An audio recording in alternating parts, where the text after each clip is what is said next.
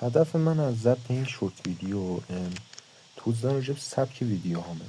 سبک ویدیو هام قرار نیست سبک خاصی باشه، مثلا یه بازی همش فقط راجع به اون بذارم. نه، خب ویدیو قبلی من گنشین گذاشتم. خب گنشین اونطوری نیست که بخواد همه رو جلب کنه و خب خیلی اصلا گنشین رو ندارم.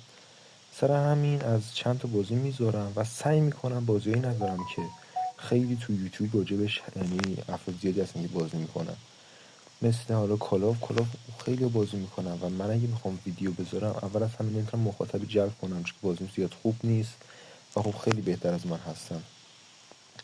برای این بازی معمولا بازی میخوام کنم و بذارم که تو یوتیوب ازشون من خودم به شخص محتوای کمتری دیدم، مثل حالا همین سونیک یا گنشین، هالو نایت و یک بازی هم هست به نام گاردین تالس.